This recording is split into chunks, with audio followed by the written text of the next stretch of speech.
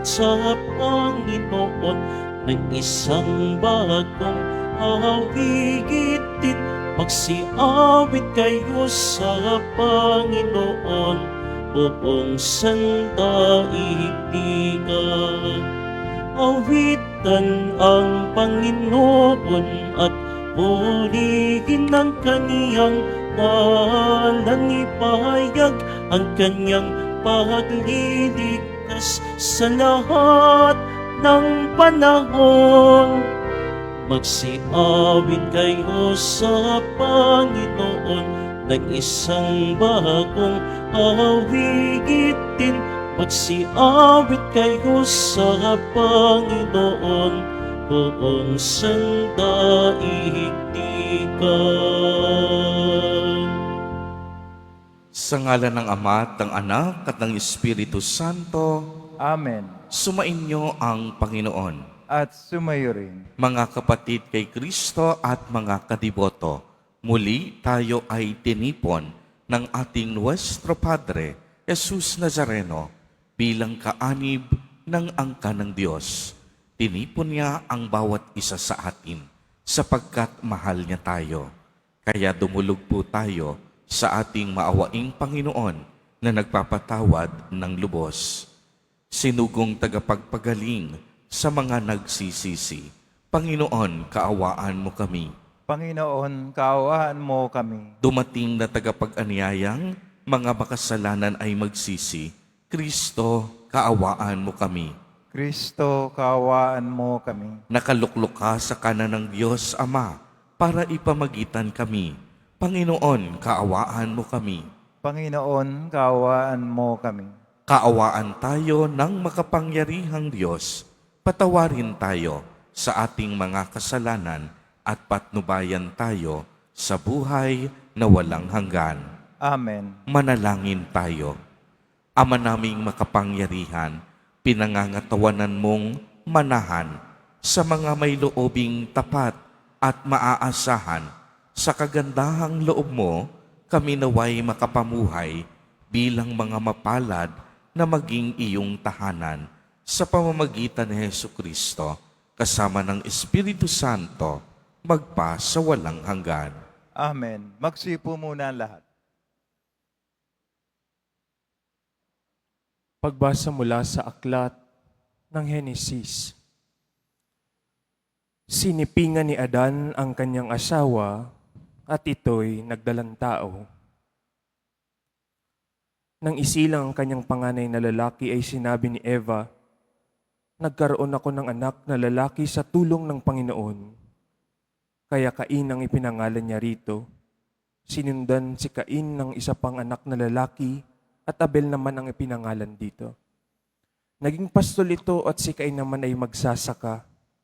Dumating ang panahon na si Cain ay naghandog sa Panginoon ng ani niya sa bukid. Kinuha naman ni Abel ang isa sa mga panganay ng kanyang kawan. Pinatay niya ito at inihandog ang pinakamainam na bahagi. Ang Panginoon ay nasiyahan kay Abel at sa kanyang handog, ngunit hindi niya kinalugdan si Cain at ang handog nito. Dahil dito, hindi mailarawan ang mukha ni Cain sa tindi ng galit. Kaya sinabi ng Panginoon, anong ikagagalit mo, Cain? Bakit ganyan ang mukha mo? Kung mabuti ang ginawa mo, dapat kang magsaya. Kung masama naman, ang kasalanan ay tulad na mabangis na hayop na laging nag-aabang upang lupigin ka at pagharian. Kailangan pagtagumpayan mo ito. Isang araw nilapitan ni Cain ang kanyang kapatid, wika niya, Abel, mamasyal tayo.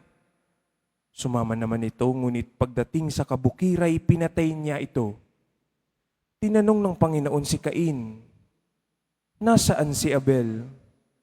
Hindi ko alam, tugon niya. Bakit ako ba'y tagapag-alaga ng aking kapatid? At sinabi ng Panginoon, Cain, nakakapangilabot ang ginawa mo. Sumisigaw sa akin mula sa lupa ang dugo ng iyong kapatid at humihingi ng paghihiganti. Susumpait ka't papalayasin sa lupaing ito, lupang natigmak sa dugo ng kapatid mo na iyong pinaslang. Bungkalin mo man ang lupang ito upang tamnan hindi ka mag-aani, wala kang matatahanan at magiging lagalag ka sa daigdig. Napakabigat naman ng parusang ito, sabi ni Cain sa Panginoon. Ngayon pinalalayas mo ako sa lupaing ito upang malayo sa iyong paningin at malagalag sa daigdig. Papatayin ako ng sino mang makakikita sa akin. Hindi, sabi ng Panginoon, parurusahan ng 7 ibayo ang sino mang papatay kay Cain. At nilagyan niya ng palatandaan si Cain upang maging babala sa sino man na ito'y di dapat patayin. Muling sinipingan ni Adan ang kanyang asawa at ito'y nanganak ng isa pang lalaki. Sinabi ng ina, binigyan ako ng Diyos ng kapalit ni Abel at ito'y tinawag niyang Set.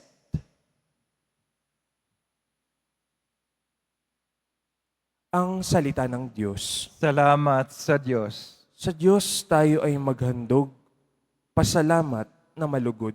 Sa Diyos tayo ay maghandog, pasalamat na malugod. Ang dakilang Panginoon, ang Diyos na nagsasaysay, ang lahat ay tinatawag sa silangan at kanluran. Hindi ako nagagalit dahilan sa iyong handog, ni sa inyong mga haing sa dambanay sinusunog. Sa Diyos tayo ay maghandog, pasalamat na malugod.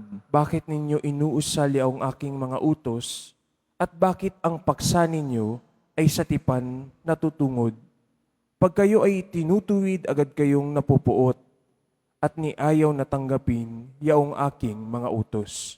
Sa Diyos tayo ay maghandog, pasalamat na malugod. Handa ninyong paratangan maging tunay na kapatid, at kay daming kapintasang sa kanila'y nasisilip. Kahit ito ay ginawa, hindi ako alumana. Kaya naman ang akala, kayo't ako'y magkaisa. Ngunit ngayon, panahon ng kayo'y aking pagwikaan upang inyong maunawaan ang ginawang kamalian. Sa Diyos tayo ay maghandog, pasalamat na malugod. Tumayo na po ang lahat.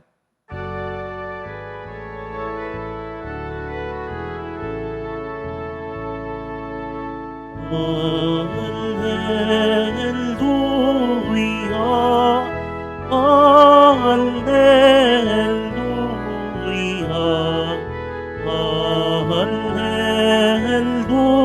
Hallelujah, Hallelujah.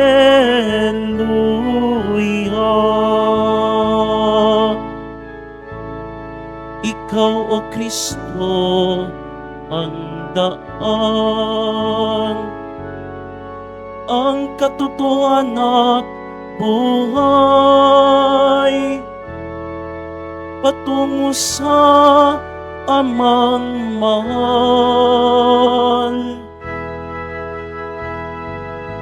Hallelujah, Hallelujah, Hallelujah,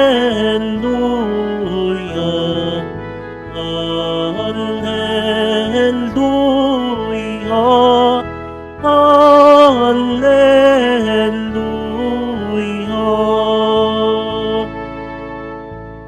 Sumainyo ang Panginoon. At sumayo rin. Ang mabuting balita ng Panginoon ayon kay San Marcos. Papuri sa iyo, Panginoon. Noong panahong iyon, may dumating na mga Pariseyo at nakipagtalo kay Jesus. Ibig nilang masilo siya, kaya hiningi nila na magpakita si Jesus ng isang tanda mula sa langit. Napabuntong hininga ng malalim si Jesus at ang wika, bakit naghahanap ng tanda ang lahing ito? Sinasabi ko sa inyo, hindi sila pagpapakitaan ng anumang tanda. Iniwan niya sila at pagkasakay sa bangka ay tumawid sa ibayo. ang mabuting balita ng Panginoon. Pinupuri ka namin, Panginoong Yesukristo. Magsiupo muna ang lahat. Magandang umaga po sa inyong lahat, mga kapatid kay Kristo. Sa lahat po ng ating mga taga-subaybay, sa iba't ibang online platforms, at sa lahat ng ating mga kadiboto, sa iba't ibang panig ng Pilipinas, at maging sa buong mundo, kung saan tayo ay naaabot ngayon ng ating live streaming. Mapayapang umaga din po sa inyong lahat. Purihin at dakilain natin ang ating Panginoon, ang mahal na poong Jesus Nazareno. Mga kapatid kay Kristo at mga kadiboto, malugod po namin kayong tinatanggap sa Basilica Minor at Pambansang Dambana ni Jesus Nazareno. Sa palagay po ninyo, bakit po kaya humihingi ng mga tanda ang mga nakikipagtalong mga Pariseyo? Simple lang naman ang kasagutan. Ginawan sila ng maraming kababalaghan ni Jesus, subalit hindi sila naniwala. Bagkus galit at inggit ang naghari sa kanilang puso sa kadahilanang hindi nila kaya gumawa ng mga himala at kababalaghan. Kaya naman, kung inyong mapapansin, ang buod ng ating ebanghelyo sa araw na ito ay matatagpuan din sa katanungan ni Jesus Nazareno. Bakit naghahanap ng mga tanda ang lahing ito? Sinasabi ko sa inyo, hindi sila pagpapakitaan ng anumang mga tanda. Mga kapatid kay Kristo at mga kadiboto, lagi po sana nating iisipin na ang mga himala at kababalaghan ng Panginoon ay naglalayong maghatid ng kabutihan at pagbabago sa atin. Uulitin ko po, yung mga himala at mga kababalaghan na ginawa ni Jesus Nazareno, ang lahat ng iyan naglalayong maghatid ng kabutihan sa atin. At hindi lang basta kabutihan, paanyaya din ng pagbabalik loob. Lagi ko po ngang sinasabi na ang isa sa layunin kung bakit sinulat ang Ebanghelyo ay upang tayo'y magbalik loob sa Diyos. Ang Ebanghelyo ay isang panawagan ng pagbabago. Sa bawat pagkakataong sinasagot ng Diyos ang ating mga panalangin, sa bawat pagkakataong nakadadama tayo ng kaginhawahan mula sa ating karamdaman, sa bawat pagkakataong inaadya tayo sa mga panganib at masama, kakambal nito mga kapatid, ang paanyaya ng Diyos na tayo ay magbalik loob sa Panginoon. Ipinararanas ng Diyos ang kanyang kabutihan upang tayo ay mas lalong mapalapit sa Kanya.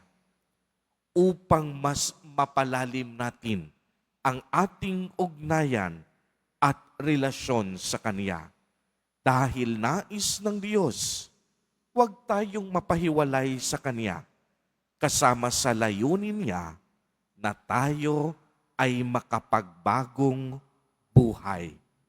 Kaya po hindi mainam na nakadepende ang ating mga panalangin sa mga tanda bilang patunay na dininig na ng Diyos ang ating mga panalangin. Dapat nakadepende ang ating panalangin sa pananampalataya kay Jesus Nazareno at sa pagtitiwalang walang panalangin ang hindi niya pinakikinggan. Uulitin ko sapagkat ito'y napakahalaga. Dapat nakadepende ang panalangin natin sa pananampalataya kay Jesus Nazareno.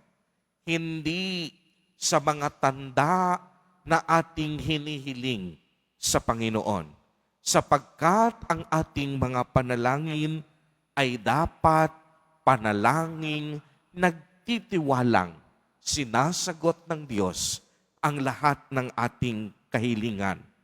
Totoong-totoo naman po, lahat ng ating panalangin may kasagutan sa Panginoon. Minsan, ang sagot ng Diyos, oo. Agad-agad natatanggap natin ang ating panalangin.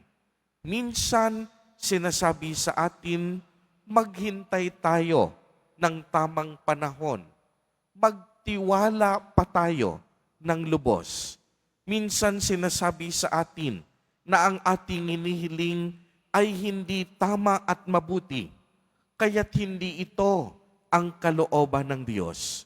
Minsan, hinihiling ng Diyos sa atin na tayo'y maghintay pa sapagkat darating ang tamang oras na kung saan ibibigay sa atin ang ating kahilingan.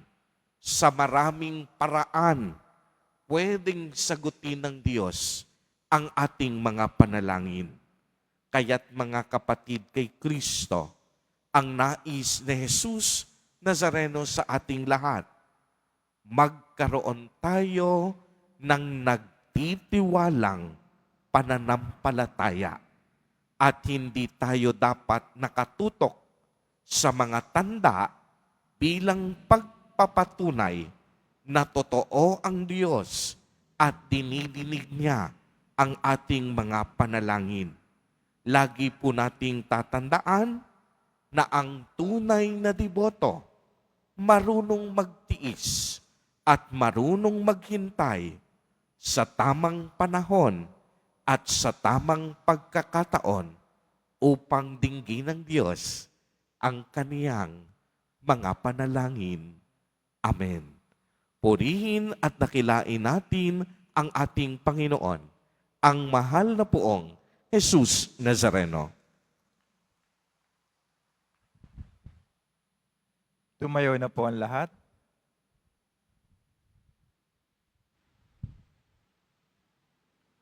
Minamahal kong mga kapatid, bumaling tayo sa Diyos Ama sa panalangin para sa biyaya na makapagbagong buhay at matatag na maniwala sa panawagan ni Kristo sa pagbabalik loob.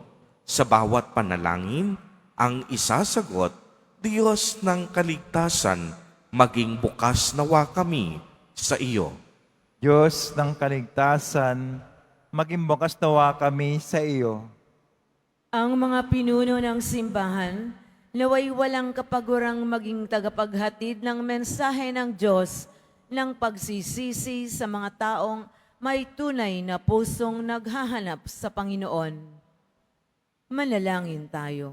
Diyos ng kaligtasan, maging bukas nawa kami sa iyo. Bilang mga makasalanan, naway mas malalim nating maunawaan ang pag-ibig at awa ng Diyos para sa lahat ng nagbabalik loob sa Kanya ng may kababaang loob at nagsisising puso.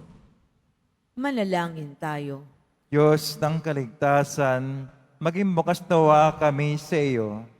Tayong lahat, naway magkaroon ng malalim at tunay na pananampalataya sa Diyos na hindi na ikakahon sa mga panlabas na anyo ng ating pananampalataya. Manalangin tayo. Diyos ng kaligtasan, maging bukas nawa kami sa iyo. Ang mga may sakit, naway makaunawa ng walang patid na pag-ibig ng Diyos sa gitna ng kanilang mga dinaranas na pagsubok at paghihirap. Manalangin tayo. Diyos ng kaligtasan, maging bukas nawa kami sa iyo. Ang mga namatay, naway makatagpo ng kapayapaan at kaligayahan sa kaharian ng Diyos. Manalangin tayo. Diyos ng kaligtasan, maging bukas nawa kami sa iyo. Sa ilang sandali ng katahimikan, ating ipanalangin ang iba pang mga pangangailangan ng ating pamayanan. Gayon din, ang mga intensyon na inialay sa ating misa sa araw na ito at isama rin natin ang ating mga pansariling kahilingan.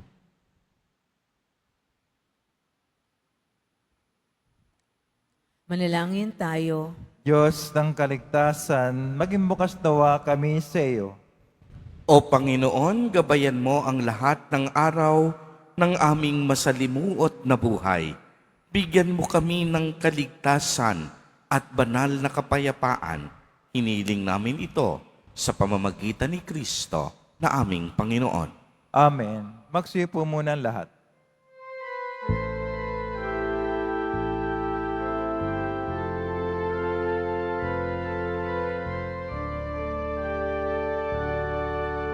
ang maihandog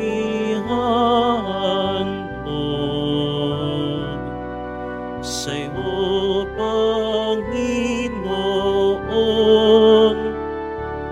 ay tinapay at alak mula sa aming kamay. Sa iyong kabutihan, aming iaalay ang tinapay at alak sa gisag ng aming buhay.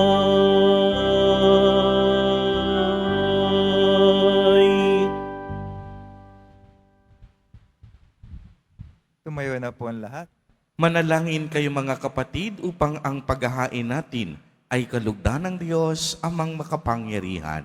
Tanggapin nawa ng Panginoon itong paghahain sa iyong mga kamay, sa kapuri niya at karangalan, sa ating kapakinabangan at sa buong sambayang banal. Ama naming lumikha, kami naway dalisayin at panibaguhin ng aming gaganaping paghahain. Kami naway itaguyod ng gagawin naming ito sa pagnanais naming sundin ang loob mo sa pamamagitan ni Jesucristo, kasama ng Espiritu Santo, magpa sa walang hanggan. Amen. Sumain niyo ang Panginoon. At sumayo rin. Itaas sa Diyos ang inyong puso at diwa.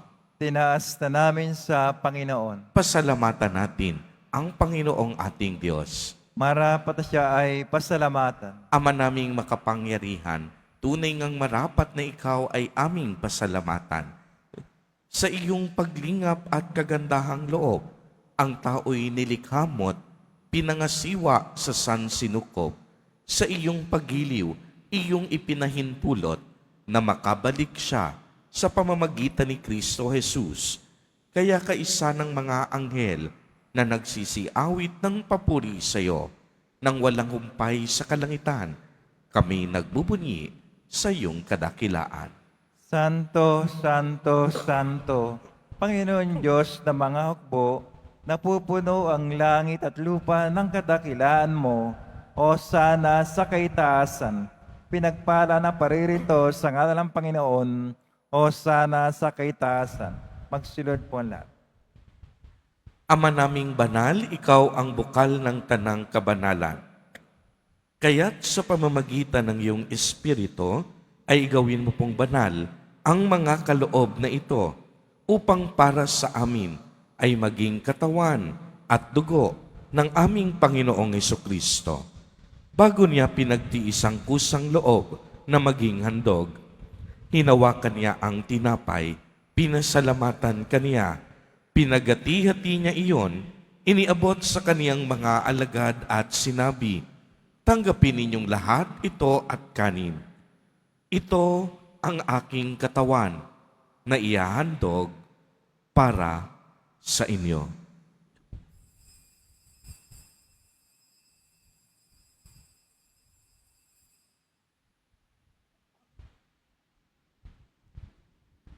Gayon din naman noong matapos ang hapunan, hinawakan niya ang kalis, muli kanyang pinasalamatan.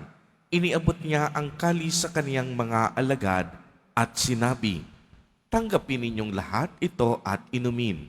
Ito ang kalis ng aking dugo, ng bago at walang hanggang tipan, ang aking dugo na ibubuhos para sa inyo at para sa lahat sa ikapagpapatawad ng mga kasalanan.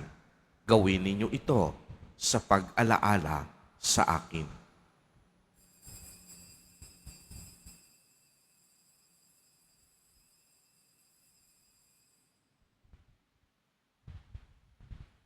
Tumayo na po ang lahat. Ang misteryo ng pananampalataya. Kristo'y namatay, si Kristo'y nabuhay, si Kristo'y babalik sa wakas ng panahon. Ama, ginagawa po namin ngayon ang pag-alaala sa pagkamatay at muling pagkabuhay ng iyong anak. Kaya't iniaalay namin sa iyo ang tinapay na nagbibigay buhay at ang kalis na nagkakaloob ng kaligtasan. Kami po'y nagpapasalamat dahil kami iyong minarapat na tumayo sa harap mo para maglingkod sa iyo. Isinasamo namin na kaming magsasalo-salo sa katawan at dugo ni Kristo ay mabuklod sa pagkakaisa sa pamamagitan ng Espiritu Santo. Ama, lingapin mo ang iyong simbahang laganap sa buong daigdig. Puspusin mo kami sa pag-ibig kaisa ni Francisco na aming Santo Papa at ni Jose na aming Obispo at ng Tanang Kaparian. Alalahanin mo rin ang mga kapatid naming nahimlay nang may pag-asang sila'y muling mabubuhay, gayon din ang lahat ng mga pumanaw. Kaawaan mo sila at patuloyin sa iyong kaliwanagan. Kaawaan mo at pagindapatin kaming lahat na makasalo sa iyong buhay na walang wakas, kaisa ng mahal na Birheng Maria na Ina ng Diyos, ng kabiyak ng puso niyang si San Jose, kaisa ng mga apostol at ng lahat ng mga banal na namuhay dito sa daigdig ng kalugod-lugod sa iyo. Maipagdiwang nawa namin ang pagpupuri sa ikararangal mo sa pamamagitan ng iyong anak na aming Panginoong Hesukristo.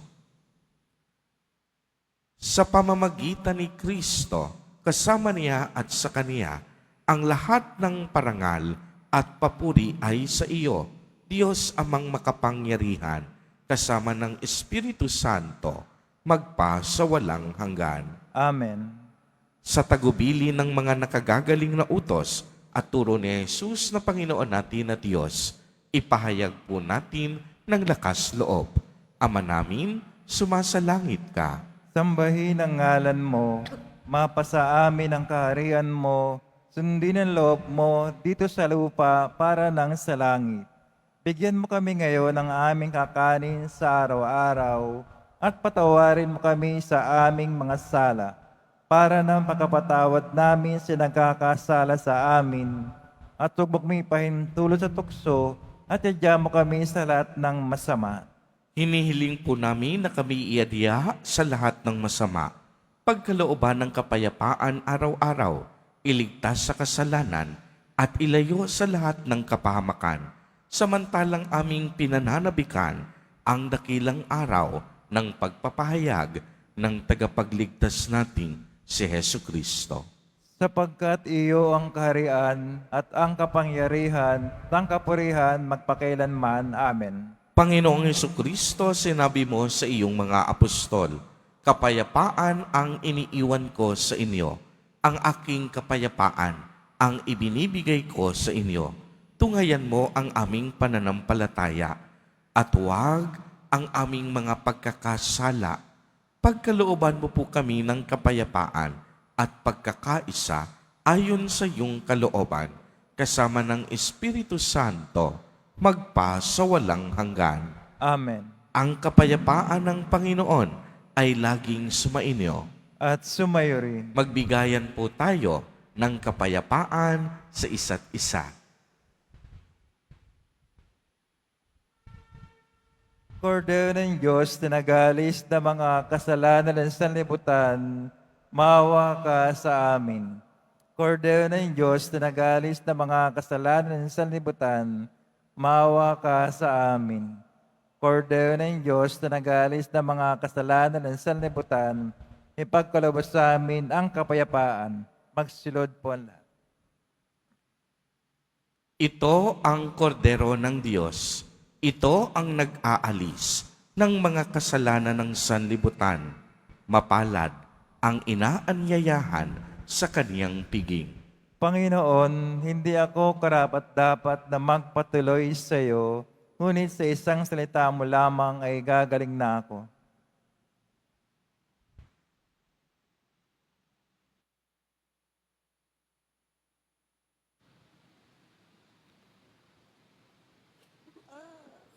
Para sa lahat ng tatanggap ng banal na komunyon, sasagot po tayo ng amen pagkasabi ng pare o lemister ng katawan ng Kristo at isubo agad sa bibig bago umalis sa panampare o lay minister. Sumunod po tayo.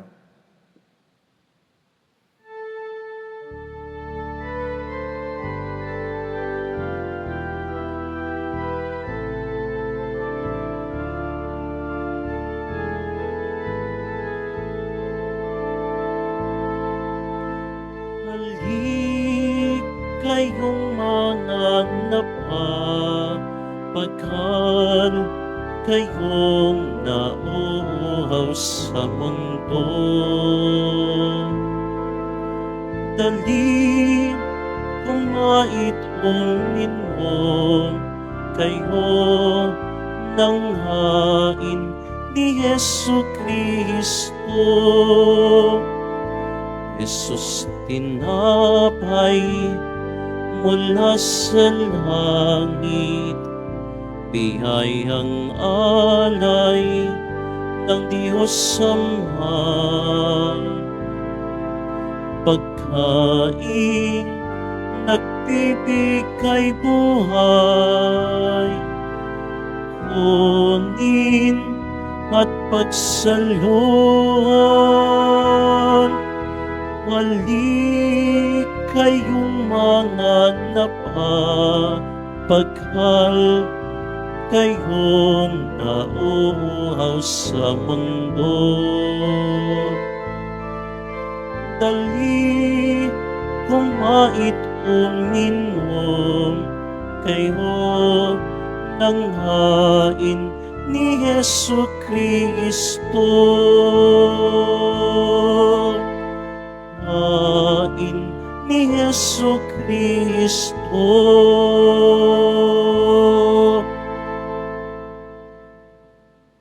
Sa lahat po na may mga lumang palaspas na ginamit ng linggo ng palaspas, maaari niyo na pong dalhin sa simbahan ang mga ito hanggang February 28. At pinakakiusap na bago dalhin ay alasin na ang ribbon, wires, at mga estampita nito. Ito po ay susunugin sa darating na March 4, 2025, Martes, bago ang Miyerkules ng Abo sa March 5, 2025. Pagkatapos ng misa, wisikan po ang lahat ng banal na tubig, pinakikiusapan ng lahat na manatili lamang muna sa inyong mga lugar, tanging sa Quezon Boulevard o sa plaza naman lamang ang labasan ng lahat. Sumunod po tayo. Maraming salamat po sa inyong pagdalaw at pagsisimba sa Basilica Menor at ang Mansang Dambana ni Jesus Nazareno. Tumayo na po ang lahat. Manalangin tayo. Ama naming mapagmahal, kaming pinapagsalubo sa banal na pakikinabang ay gawin mong labing manabik na pagsaluhan ang kaloob mong ito sa aming ikabubuhay sa pamamagitan ni Jesucristo, kasama ng Espiritu Santo, magpa sa walang hanggan. Amen. Sumainyo ang Panginoon. At sumayo rin. Pagbabasbas, mahal na poong Jesus Nazareno, inihayag mo sa pamamagitan ng krus ang walang maliw na pag-ibig ng Diyos sa sangkatauhan. Pakinggan mo ang kahilingan, lalo na para sa nangangailangan ng iyong tulong at awa. Makamtanawa namin ang iyong kasagutan na may utang na loob na tinatanaw Basbasan din po ninyo itong mga imahen at mga dasalan upang lalo kaming manalangin at magtiwala. Sa pamamagitan ng bendisyon na ito, naway lalo kaming maging mapaglingkod, masunurin at tapat sa iyo na aming maluwalhating Panginoon. Amen. At pagpalain kayong lahat at ng inyong buong pamilya ng makapangyarihang Diyos, Ama, Anak, at Espiritu Santo. Amen. Humayo kayong taglay ang pag-ibig at kapayapaan ng Poong Jesus Nazareno. Salamat sa Diyos.